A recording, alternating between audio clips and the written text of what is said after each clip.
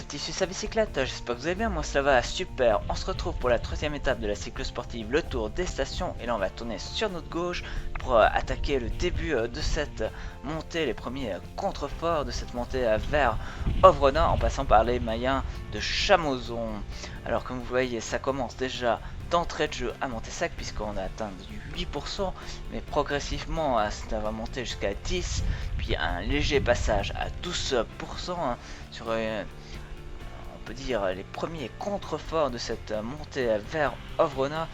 Alors 550 mètres avant d'avoir un replat qui nous remettra à du 7%, mais ce début de montée n'est qu'un amuse-gueule en comparaison à ce qui va nous attendre quelques kilomètres plus loin. Alors il faut savoir que la vidéo dure sur 2,3 km alors que la montée fait 7,4 comme je l'ai expliqué précédemment dans la vidéo suivante, tandis que là nous voyons la salle polyvalente de Chamozon sur notre gauche. Comme je l'ai expliqué donc précédemment, je le ferai en plusieurs parties afin d'éviter que la vidéo soit trop longue et ça pourrait être un peu ennuyeux, une vidéo d'une heure où on voit monter et là quand on entend bien que je suis en plein effort. Et là nous étions au mois de janvier si je ne fais erreur.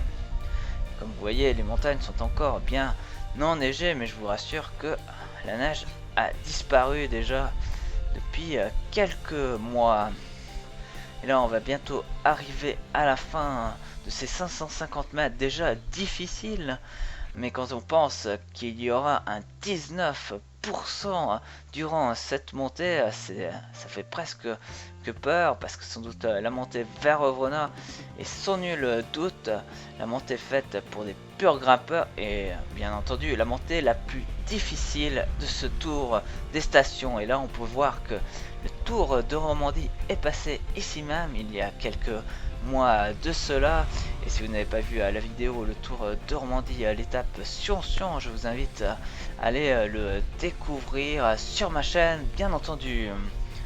Et là on va arriver sur des pentes un peu plus douces qui se situent environ à 7% avant d'avoir un nouveau replat qui nous permettra déjà de reprendre notre souffle.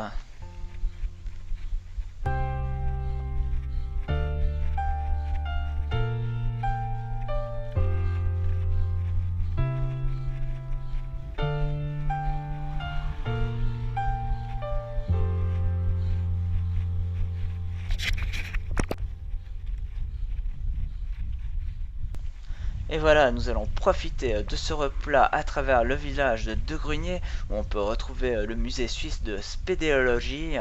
Alors un replat qui fait du bien après ce début de montée difficile, mais ce n'est que le début.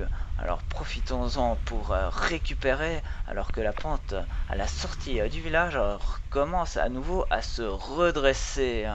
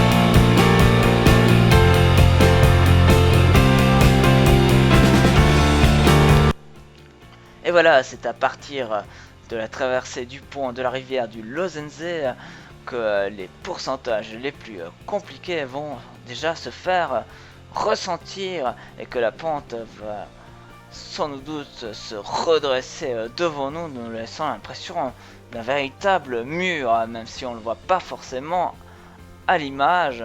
Enfin, sur la vue peut-être en dessous, la vue arrière, on a une sensation plus forte d'avoir une pente. Après, c'est à mon avis, je vous laisserai faire votre propre opinion. Alors à partir d'ici, on ne va plus décrocher la barre des 12%, ce sera toujours en tout cas du 14%, et même dans les virages, la pente ne va pas vraiment redescendre, laissant un espoir de pouvoir reprendre un peu du braquet.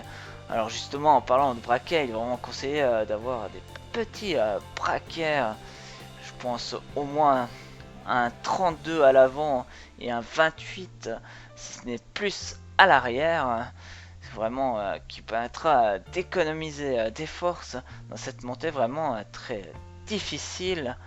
Et comme je vous l'ai dit, ce n'est que le début et ça va jamais redescendre en dessous des 14%. Il y aura peut-être des 11% quelquefois dans les virages, mais sinon ça va toujours rester vraiment une pente très forte.